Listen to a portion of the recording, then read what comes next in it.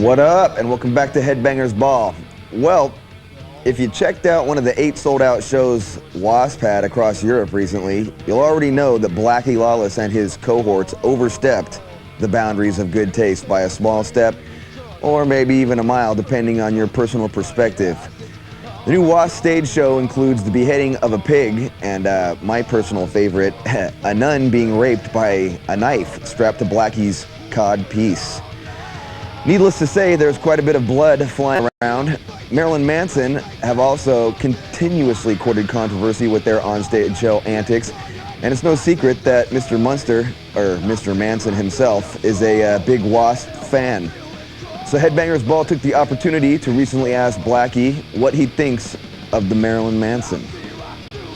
Well, it's hard to look at anybody that's doing what he's doing and not feel some sort of ties or attraction to him. I mean, if he wasn't as old as he is, Christ, I'd think he was my illegitimate kid, you know, because it's almost like I built him from a kid. He's a really smart guy. He's one of the more intelligent guys that's ever done this. And I'll tell you, there's only about 10 guys that have ever walked this walk before, myself, Ozzy Osbourne, Gene Simmons, and just a handful of other people that can do this, and I understand what it feels like, and I think he'll do well.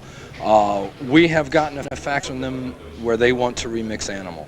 So I'm keen to see what they would do with it. I genuinely am. I think it could do well.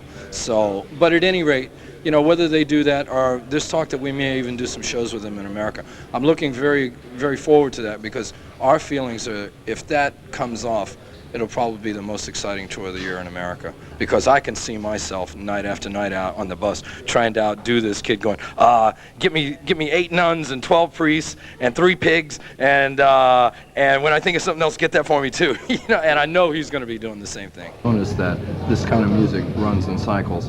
It may not be where it was even just a few years ago, but everything comes back around again. And if Donington is not there for hard rock, then hard rock will have to create something else in its place.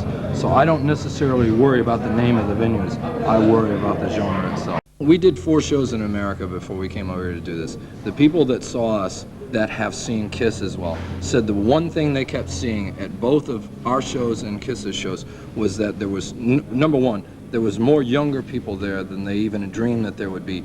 But the one thing they kept seeing on the faces of all those young people was like these light bulbs kept going off in all their heads, and they were looking at the stage and going, you mean rock can be this?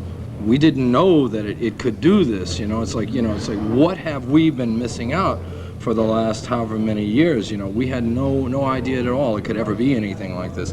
So if that's true, then I was talking before about things going in cycles.